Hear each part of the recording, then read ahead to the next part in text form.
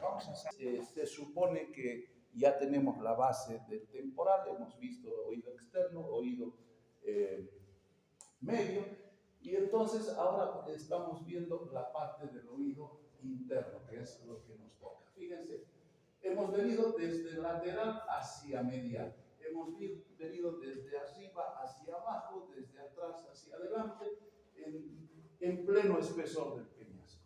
Hemos estudiado el conducto auditivo externo, hemos estudiado también la cavidad timpánica, hemos visto su contenido, y la última vez nos hemos quedado aquí en el estribo a la entrada del agujero oval. Lo que nos queda es estudiar toda esta estructura, entonces. Tenemos que hablar de los conductos semicirculares, tenemos que hablar de la cóclea, tenemos que hablar del vestíbulo y tenemos que integrarlos para sacar los dos nervios que estamos viendo, cómo se va a originar después el nervio vestibular y cómo se va a originar el nervio coclear, y lo vamos a acompañar hasta que salen de la región del oído para ir hacia el mesencéfalo y a los centros nerviosos superiores. Esta imagen nos está mostrando la disposición que tiene ese oído interno dentro del peñasco. Por ejemplo, esta no es una imagen a escala, no es exactamente, es una proyección de cómo está metido, fíjense, en el espesor del peñasco, el borde superior, su cara antero superior, su cara postero superior. Entonces, nos da una idea. Aquí estamos viendo la parte lateral, entonces aquí estamos viendo los conductos semicirculares, aquí estamos viendo la cóclea o caracol, y entre los dos el vestíbulo. Entonces, ese es el preámbulo. Hay que ir por partes porque hay que tener una idea anatómica y funcional. Cuando lleven la fisiología sobre esta base, se va a explicar la fisiología de la audición, pero tenemos que tener en claro el componente anatómico. En el oído interno, el oído interno se llama laberinto en su término general, y se llama laberinto justamente por lo complejo que es. Se lo puede dividir en dos grandes grupos. Se puede hablar de un laberinto óseo y de un laberinto membranoso. Sus mismas palabras nos está diciendo dónde tenemos que buscar. El laberinto óseo son estructuras óseas, son cavidades que ha formado el temporal en su espesor para albergar aún la otra parte que es blanda y que se llama laberinto membranoso. Entonces, vamos a ver que primero las estructuras óseas, pero después tenemos que hablar de la parte blanda. Y cada uno tiene mucho de parecido, pero también es diferente. Entonces, veamos los conceptos. ¿Qué es el laberinto óseo? El laberinto óseo es un conjunto de cavidades óseas excavadas en el espesor de la porción petrosa del temporal. Acabamos de ver. Aquí hace una afirmación. El líquido que se encuentra entre el laberinto membranoso y las paredes del laberinto óseo recibe el nombre de perilinfo. Hasta hace poco no hemos querido complicarnos, hemos dejado hasta el estribo y la ventana oval, pero sin entrar en detalles. Ahora sabemos que hay dos líquidos, uno que es el perilinfático, que hemos dicho está por dentro del conducto del laberinto óseo, pero está por fuera del laberinto membranoso. Por eso se llama perilinfa. Enseguida vamos a hacer una ilustración. Y luego está el laberinto membranoso, que está dentro del laberinto óseo. Este laberinto es ocupado por una membrana, por eso se llama laberinto membranoso. Es tejido blando que está dentro de esas estructuras óseas. Y dentro de esas membranas está en su interior la endolinfa. Entonces, cuando lleven fisiología, les van a decir si este líquido del que yo estoy hablando es perilinfático, es endolinfático, en qué se diferencia el líquido perilinfático del endolinfático, en la composición y en la función que cumple. ¿Qué más? Finalmente hay un conjunto de sacos membranosos que tienen que se van a albergar en el receso ventricular, en el receso saccular y en el coclear. Entonces, veamos un poquito el laberinto óseo. Aquí estamos viendo. Estamos mirando desde la última vez que nos hemos quedado. Nos hemos quedado a la entrada de la ventana oval. Aquí estaba el estribo con sus dos ramas. Aquí nos hemos quedado. Entonces, ¿qué estamos viendo ahí? Estamos viendo el laberinto óseo. Todas las formaciones óseas del laberinto. Aquí, ¿qué podemos identificar? Los conductos semicirculares que tienen función con el equilibrio, ¿sí? La parte auditiva, que está representada por la cóclea o caracol, y en el punto de reunión de los dos, una zona que se llama así, de reunión, de recepción, o vestíbulo, ¿no? El vestíbulo de un hotel, el vestíbulo de un edificio es la parte común de entrada antes de ir a otras partes. Entonces, esa es la analogía que se ha hecho. Todavía no estamos entrando en detalle. ¿Qué se ha hecho ahora en esta imagen? Se ha hecho un corte. ¿A quién? Al laberinto óseo. Entonces, lo que estamos viendo ahí adentro, todo esto es hueso, es estructura ósea. ¿Qué hemos dicho? Para ir ya entrando en contexto, hemos dicho que dentro de esto hay un laberinto membranoso. Aquí es donde vamos a entrar y vamos a encontrar membranas, toda esta parte. Pero que como lo vemos ahora en el corte, no se ve, solamente estamos viendo el laberinto óseo, pero ya estamos pensando, fíjense, aquí hay un corte, aquí están, estas dos han sido cortadas al separar la parte que estábamos viendo por afuera, para poder ver esas estructuras óseas.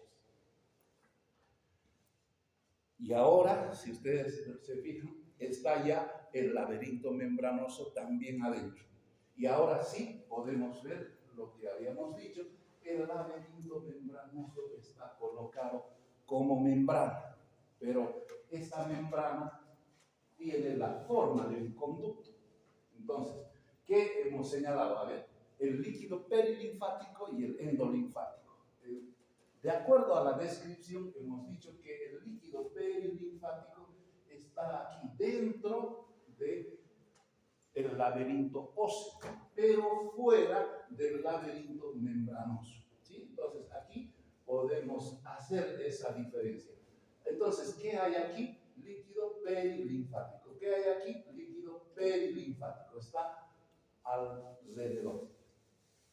Y entonces, ¿dónde está el líquido endolinfático? El líquido endolinfático está dentro del laberinto membranoso. Está dentro de esa membrana. Entonces, una cosa es decir líquido perilinfático y otra es decir endolinfático. El endolinfático se relaciona con el laberinto membranoso y el perilinfático siempre se va a relacionar con el laberinto óseo. Y si lo queremos complicar más, bueno, hablemos del caracol, cómo se va a organizar al final. Entonces, este es el preámbulo. Para los que siguen en otro momento el estudio, aquí dice, fíjense, laberinto membranoso en este color y laberinto óseo en este otro color, para que se lo pueda diferenciar. Ahora, ¿es igual? Es parecido, pero como hemos dicho siempre, en anatomía parecido no es lo mismo, hay diferencia. Y si ustedes se fijan, aquí hay otras dos estructuras que las vamos a estudiar después, que son el utrículo y el sacro. Y eso no aparece en las otras formaciones. Bueno, después de este análisis preliminar, vamos a describir ahora el laberinto óseo. El laberinto óseo entonces tiene tres partes: el vestíbulo en el centro, los conductos semicirculares en su parte ósea, que la estamos viendo ahí en amarillo, y por supuesto la cóclea o caracol. En los conductos semicirculares vamos separando con la función del equilibrio. Ellos van a transmitir el equilibrio. Fíjense que hasta ahora no habíamos hablado del equilibrio, ahora se incorpora esta parte. Y el caracol o cóclea por función laúdice. ¿Sí? Entonces, esas son las funciones que tienen el dividido. Bueno, comencemos entonces con el vestíbulo óseo. ¿Sí? El vestíbulo óseo está en el peñasco del temporal y está formado por una cápsula que, como ya hemos visto, está en los contornos y da forma y estructura a su interior. Y está formado por un espacio perilinfático. Ese espacio perilinfático va a contener al líquido perilinfático. En la sección del vestíbulo, ya entramos al tema del vestíbulo, aquí al centro, lo que hemos visto, porque ya no lo vemos, dice la ventana oval. Tendríamos que volver 3 laminitas atrás y ver que en esta parte estaba la ventana oval abierta y la hemos quitado. Entonces, la ventana oval ya no la podemos ver, pero la hemos visto cuando lo veíamos completo. ¿Qué más? Hay 3 fosas. En el vestíbulo hay 2 fosas superiores y hay una fosa inferior. Esas fosas reciben los nombres de fosa elíptica, fosa esferoidal y fosa coclear. Vamos a hacer la descripción anatómica y después vamos a ver si podemos conectar a las estructuras que conocemos. Fíjense, la fosa elíptica, si ustedes se fijan, es más grande, tiene forma oval y también se conoce, en vez de hablar de fosa elíptica, se conoce con el nombre de receso elíptico. Y receso elíptico es sinónimo de un receso oval, algo por ahí. Tiene una forma ovalada. Luego, un poco más hacia medial, vamos a ver otra fosa también, otro fosa o receso que es más esférico, que tiene una forma redondeada. Y tenemos que ver que esta se va a relacionar en algún momento con la ventana redonda. ¿Sí? Entonces, 2 formaciones ahí y una tercera que es muy pequeñita, que está entre las 2, pero es inferior, que es la fosa coclear, que la vemos ahí también. Entonces, el vestíbulo lo que más tiene son recesos. Estos recesos se van a corresponder con cuando veamos el laberinto membranoso con la presencia del utrículo y del saco y el origen de la cóclea. Entonces, lo dejemos ahí porque cuando veamos el laberinto membranoso recién lo vamos a señalar.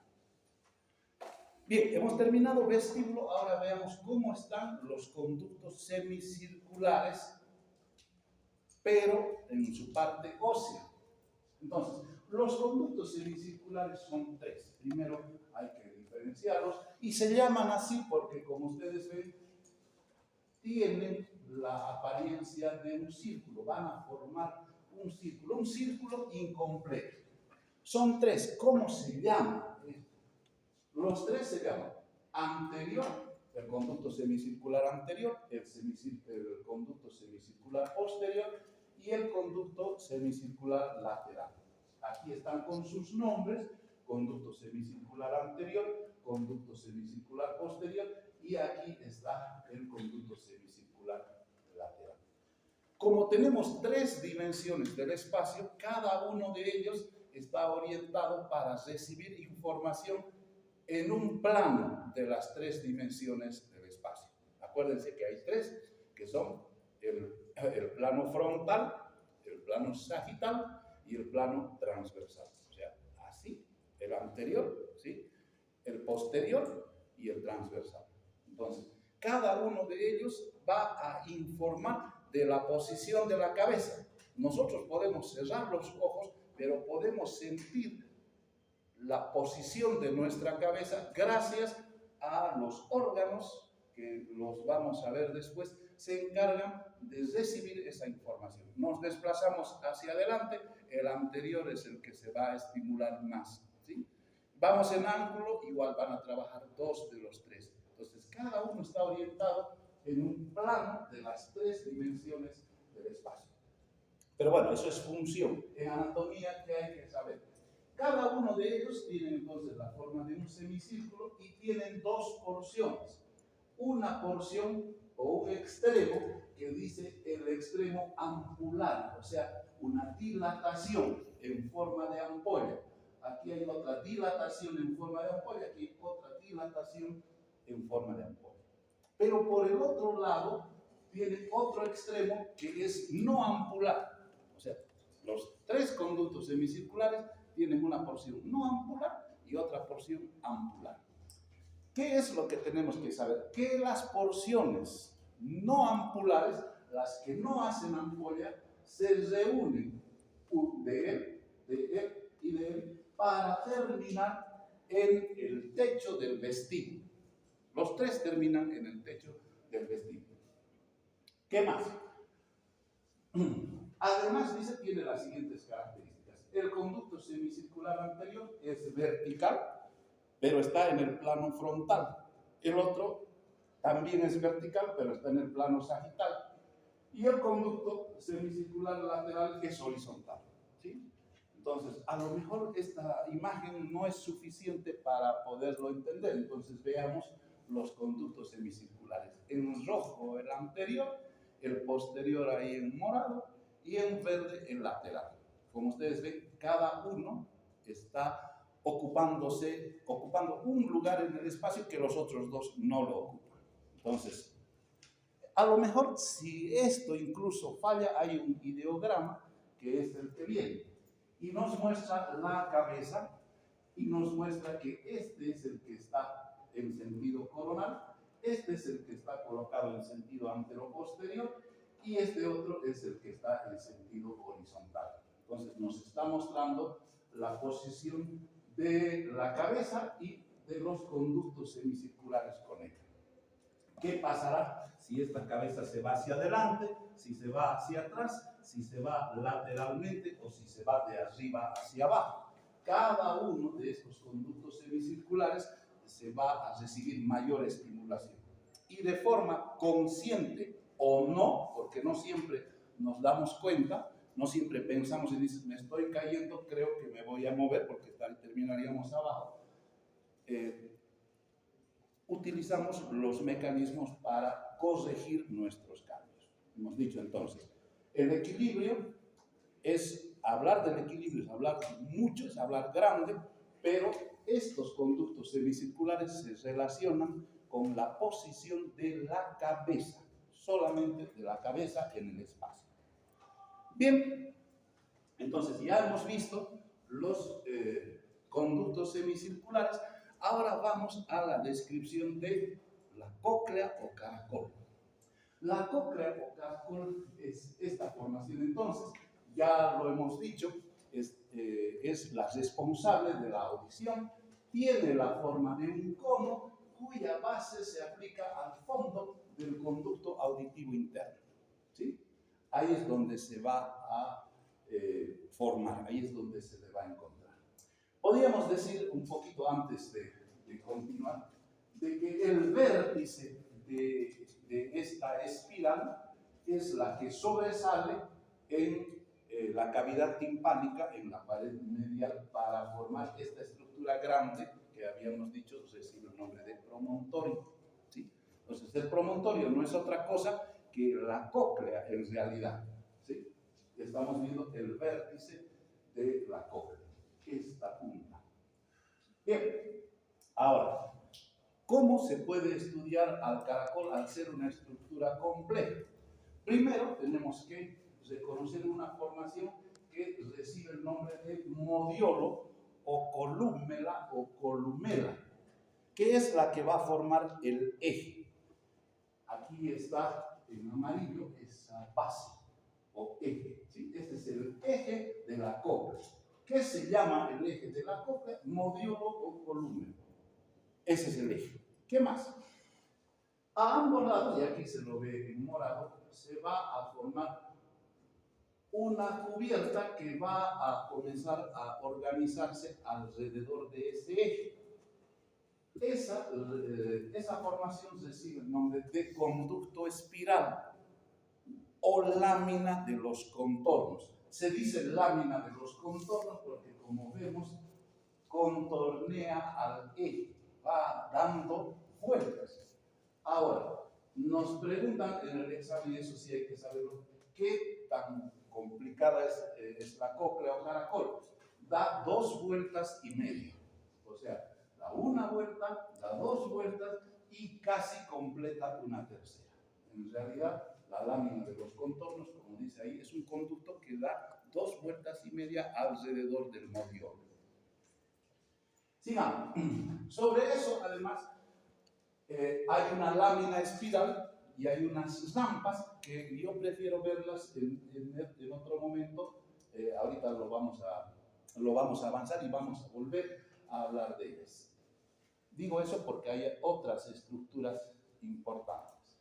Entonces, fíjense otra vez, estamos viendo el laberinto óseo, ya hemos estudiado el vestíbulo, ya hemos estudiado los conductos semicirculares y estamos estudiando esta parte, ¿sí? Aquí estamos viendo el eje que está representado en el vértice y estamos viendo la lámina de los contornos contorneando esta formación. No sé si se la puede ver mejor en esta formación. Ahora, esta lámina de los contornos, al dirigirse hacia el vértice desde la base, va a ir formando rampas. Fíjense, una rampa que va a venir desde la región vestibular y va a formar, fíjense, la rampa vestibular. Esa rampa vestibular va a comenzar a entrar por la base, va a comenzar a dar vueltas y va a terminar en el vértice. Estamos hablando del caracol óseo. Y después se va a continuar, si seguimos, nosotros ya ha llegado aquí, pero si seguimos, vamos a ver que va a seguir formando la parte del conducto perilinfático, pero esta vez ya va a ir de bajada, va a ir saliendo y va a terminar abajo. Entonces aquí podemos ver 2 rampas. Una rampa que se llama rampa vestibular, que es un tanto superior, y una rampa inferior que recibe el nombre de rampa timpánica, ¿sí? Entonces, hasta ahí lo dejemos. Aquí hay unas explicaciones de lo que se tiene que tomar en cuenta. Dice que el modiolo viene a ser el eje y alrededor de ese eje, ahora está trasladado aquí, está la lámina espiral o la lámina de los contornos. Esa es una forma de entenderlo.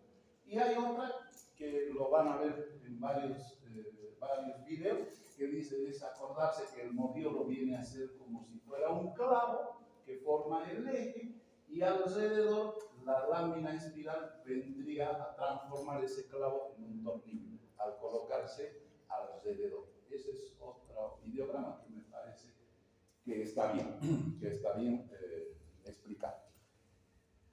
Y esa es otra explicación, fíjense, parte igual, una base central o modiolo o eje o columna que dice ahí, y sobre ella se aplica esa lámina que a lo mejor está mal llamarle lámina espiral o de los contornos, porque como hemos dicho, no es una lámina, no es una hoja plana. Fíjense, hemos encontrado una rampa superior que hemos dicho va hasta el vértice, pero si continuamos, comenzamos a bajar. Y otra vez terminamos con otra rampa inferior, que es la rampa timpánica. Entonces, en el caracol óseo se van a encontrar esas 2 rampas. Ahora, vamos a ver, esto es un corte de este caracol. Si se lo corta y se lo abre, lo que vamos a encontrar es eso, una rampa vestibular y una rampa timpánica. Todavía no veamos esta parte porque no hemos completado la descripción. Ahí está otra vez, ¿sí? Ahora, como en anatomía todo se pone difícil, se pregunta ¿qué es el helicotrema? Es otro término anatómico. El helicotrema no es otra cosa más que la terminación de la lámina de los contornos en el vértice de esta pirámide, de esta cóclea o caracol. Esa es la punta, nada más. Bien. Vamos a ver ahora cómo está organizado el laberinto membranoso. El laberinto membranoso, entonces, tiene los mismos componentes. Hemos dicho, son membranas que están ahí adentro, ¿sí? Y contiene endolinfa, líquido endolinfático. Y ojo, el líquido perilinfático y el líquido endolinfático no se comunican, se mantienen independientes, tienen su composición muy diferente y también funciones diferentes. Entonces, en la región vestibular vamos a ver que en el punto de confluencia, que hemos dicho era a nivel del techo del vestíbulo, aparece una estructura así bastante grande que recibe el nombre de utrículo, ¿sí? Utrículo, como un útero, así en miniatura, ¿no? Es una formación, como ustedes lo ven, un tanto grande dentro de la región vestibular, en contacto con lo que es la fosa esa que hemos dicho que tiene una forma oval, y lo que vemos a este lado es otra formacióncita más pequeña que es el sacro. En otras palabras, ¿qué es el utrículo y qué es el sacro? Los dos son formaciones que que pertenecen al laberinto membranoso y que contienen líquido endolinfático, ¿sí? Los dos, el utrículo y sacro. Ahora, utrículo y sacro se van a comunicar. El utrículo y el sacro se comunican a través de conducto que recibe el nombre de conducto utrículo sacular, porque va a unir al utrículo y al sacro. Conducto utrículo sacular.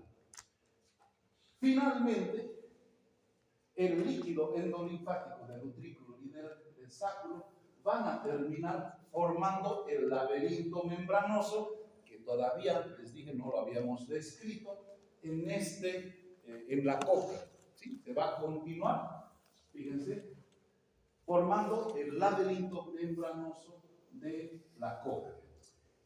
El conducto que les une, como une al utrículo y al sacro, al laberinto membranoso, recibe el nombre justamente conducto de reunión, conducto de unión o conducto reuniens, como se lo conoce, que no es más que la comunicación del utrículo y sacro con el laberinto membranoso. Nos queda, porque hay que señalar, una formación que se encuentra en el peñasco, que contiene líquido endolinfático y que atraviesa toda la porción petrosa del temporal y que recibe el nombre de saco endolinfático, que como ustedes ven termina unido tanto al utrículo como al sacro para completar el laberinto membranoso. Ahora sí. Bien. Ahora, ¿qué pasa con el caracol membranoso? El caracol membranoso está formado por esta parte membranosa y es la que contiene la endolinfa. Se coloca entre las dos rampas, entre la rampa vestibular y la rampa timpánica, y prácticamente sigue la formación que le deja, el espacio que le deja el caracol óseo. Entonces también da 2 vueltas y media. ¿Dónde? Entre la rampa vestibular y la rampa timpánica. Entonces, eso es lo que estamos viendo. Ahora sí, por lo tanto, toda esta formación que se forma alrededor del eje homodiolo, toda esta rampa, toda esta lámina espiral que decíamos está lejos de ser una lámina, se la puede dividir en tres partes.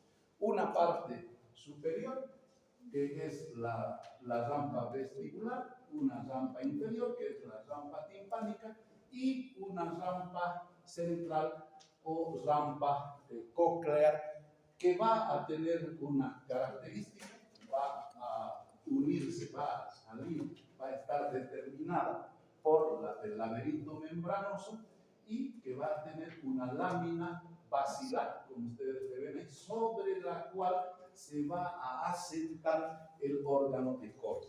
Esto que están viendo es el órgano de Corti.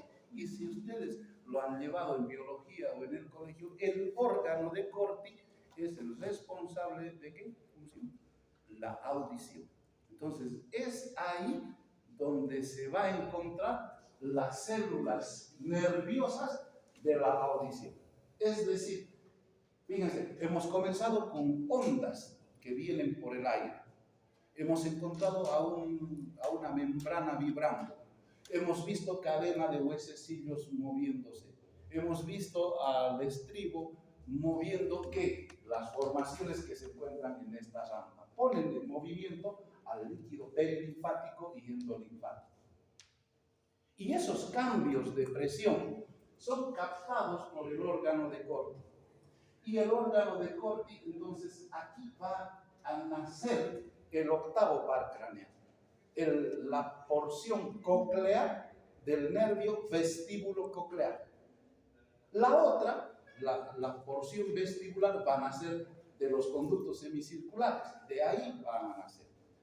Entonces, eso es lo importante señalar. Ahora sí lo veamos. Veamos otra vez, aquí está el laberinto de los conductos semicirculares membranosos. Aquí también está el conducto endolinfático. Entonces, fíjense, el conducto endolinfático se va a formar las fibras del nervio vestibular. ¿Sí?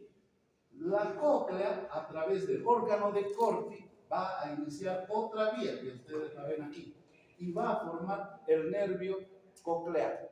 Los dos nervios van a ir juntos, pero no revueltos, manteniendo su independencia, para formar el nervio vestíbulo coclear. Un solo nervio. ¿Sí? Se relaciona con otros nervios, enseguida lo vamos a ver. Ahora, ayúdenme un poquito a salir de este tema, ya estamos terminando. Bueno, entonces ya hemos visto cómo se forma el nervio vestíbulo coclear. El nervio, aquí está. Entonces, la porción coclear y la porción vestibular se van a reunir, van a formar el nervio vestíbulo coclear y se van a dirigir al conducto auditivo interno, no al externo, al interno. El interno, por si acaso, está en la cara postero superior del peñasco. Ahí es donde van a ir. Y cuando están saliendo, ahora sí, están saliendo, porque estos son órganos sensoriales, ellos van a ir hacia el cerebro para que tomemos conciencia de los cambios de posición y el sonido. Pero cuando haga eso, en el conducto auditivo interno, nos vamos a encontrar con otra sorpresa. Por el mismo foramen está ingresando el nervio facial. El nervio facial está viniendo también desde las capas motoras del cerebro, está saliendo del cerebro y está entrando por el conducto auditivo interno. Va a hacer su recorrido y finalmente va a salir por el foramen estilomastoideo, si ustedes se acuerdan, y de ahí se va a distribuir a la cara. Entonces, este nervio está haciendo lo contrario. Entonces, los dos nervios se encuentran en el conducto auditivo interno. Y por si acaso pensaban que ya se acabó este lío, no, ¿cómo sale cada uno? ¿Sí? Entonces, si ustedes se fijan, en la parte superior el nervio facial tiene su cuadrante anterosuperior. Ahí es donde se va a ubicar la porción del nervio vestibular superior y el nervio vestibular inferior. Se van a localizar en el cuadrante póstero superior y póstero inferior, y en el cuadrante antero inferior va a transcurrir la porción coclear del nervio vestíbulo coclear. Finalmente, entonces, de esa forma, los vemos aquí todavía saliendo y entrando al facial y saliendo del vestíbulo coclear, se termina la parte del oído, porque ustedes dirán, pero nos falta, no hemos visto la visión, no hemos visto todavía la audición. Sí, nos falta mucho, pero eso ya es un tema del sistema nervioso, ¿sí? Entonces, eso era lo que espero que se me haya entendido. De todas maneras, ya les pasé también la publicación, y la próxima clase seguimos